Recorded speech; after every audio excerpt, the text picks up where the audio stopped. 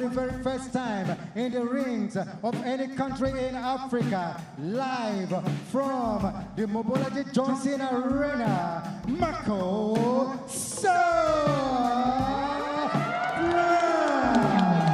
Global Cruiserweight Champion, the former WBO International Cruiserweight Champion,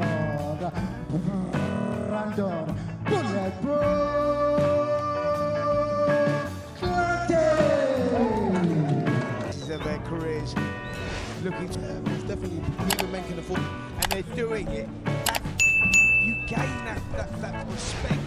Box way to a victory, but the stronger man is in the black trunks, and that's of course The build up is because they're trying to, or they want to win the fight. Smith at Tottenham Hotspur Stadium last time out, losing on points. And the look on his face, just like I've seen him before.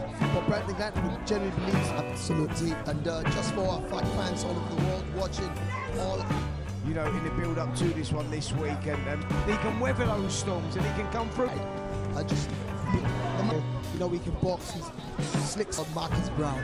Yeah, it looks like. And then of course, the one who reversed Beef up to get himself up for the fight. is opening and make sure that he doesn't, the fight doesn't go the distance. Because like you said, the man that's got, oh, lovely exchange coming from.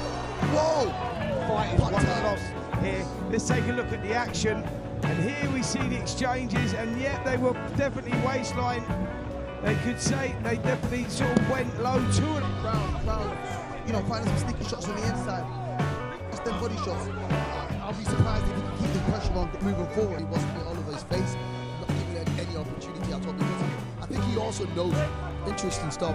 Two different boxes, all lovely. They say, I think the Glanton is the guy that's putting on the heat and maybe boxing at a higher level at the moment. Browne is the boxer, as Denzel said. You know, go back to 2000. That emotional as Glanton is doing it, and you see Space, not particularly moving for control in his space. What he's trying to do, not slowing down. Browne Glanton is boxing with a lot of pressure. You know, he's using a lot of strength, and that could also take a lot of getting the space, like you said, to move as freely as he wants to. So his workloads, that's when Marcus is going to take a step back and box around him. Heavy body punch is just coming right in between the ring. saying that, will he blow a gasket by trying to push it like that? He'd be banking on it, and that's why he's fighting like a ball in there right now. This kid has been. But Browne is just staying relaxed. He's not wrestling on the rim. He's down the press, but when he finds the gap, you're leaning in to be wrestling on. And I've seen a few situations. Yeah, it's incredible. Like, and that rest may have done him good at this stage of his team beautifully here on the inside. He's countering really, really well. You know, like I say, he has that pedigree, so he knows he's throwing his shots in. But look, that's relaxed stuff. He's not burning. At the early stage, you see Browne Glanton coming to be very strong. The effect of him is to tie up and just soak up a few shots right now. But the way Browne's there, where Browne Glanton is, and in controlling things at range as well. Relax, Marcus Browne is on the ropes, doing that peekaboo start, allowing Glanton to come on. Glanton is, like I say, he's, you know, that's one of those, and he's putting the shots together and get gym fit, but you can't get ring fit, and you know, you need to stay looking at it here. But it's taking a lot of energy doing that, and if Browne has that to go the way he wants it to go, you know, he smothers, clinches when he needs to. This one. Yeah, people trying to wear each other down with different strategies, you know, and look at that again. I don't know how who's inactive. Marcus Browne coming up from light heavyweight. It means he's got a lot more. Reminds me of prime early rounds between Tyson. I think he was still for the pace, but not as much as Glanton is.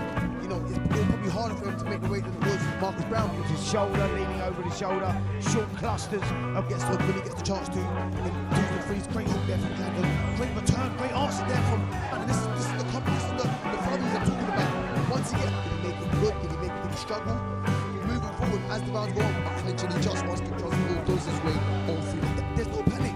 There's no panic from a good body. And that's what makes this such a fascinating fight, because he knows at that time, Glanton, both fighters in the clinch, intentionally hitting each other low. Yeah. One does it, another one's getting the back in their heads in a way that it looks like the other one is trying to make sure that somebody gets a cut or something. That's what we said it was. Once again, he lunges forward with the exchanges as Marcus just comes in, but he's the stronger man, and you know, he's sweeping hooks over the top. He just caught him there, you know, going around. Oh, round here for Brandon Glanton, who's really applying the pressure. And for the first time in the contest, Marcus Browne. Yeah, I think this is Glanton's best round. Wow, I think that's what, like you said. Oh, that was a hold on Marcus Browne now. Maybe he needs a man to just suck it up. Took the turn from Browne on the bell, but that's still a Glanton. Pushing forward, there's them short hooks where he was getting around the block a long time. Marcus Browne, box at the highest level. You know how to nick a breather. Little dirty shot underneath, try and put the elbow in. That's enough for the referee to jump. And it's working for him. At the start, like you said, he wasn't looking like, I mean, Browne was able to pick him out. But right now, he seems to be getting on the assembly. Fantastic action here in the 6th round, but someone of that weight, that's naturally a good shot. From Browne, but kind of comes straight back and I need to go on the other side so he can actually spot. The referee was positioned in. Good, this part of that. I think he's hurt Browne. He's hurt Browne, right? Browne, some of these shots are straight. No one needs to get hold of them and just. It's actually at the blind side of the referee, and I think the referee's noticed that it's actually not moving around. Stick and jab and just get on with.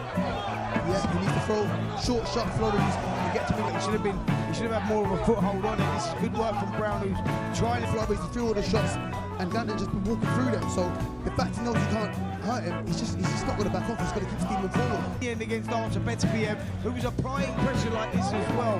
Brandon Glanton has done his keeping that pressure on him, and he can feel Browne fading. That's 3 uppercuts in a row. Wow, this boxer southpaw style, punches in bunches. We saw glimpses of that in the early rounds, but like I said, Glanton's obviously come with a game plan saying, listen, I'll give those first few rounds away because let's see what he's like when I take him in a dogfight, when I make it rough, when it becomes psychological. Well, but he's making a psychological game, and the eye now is up. Oh, it's over. Absolutely. This bout was scheduled for 10 rounds, but came to an end when the blue corner retired. And we have your winner by TK.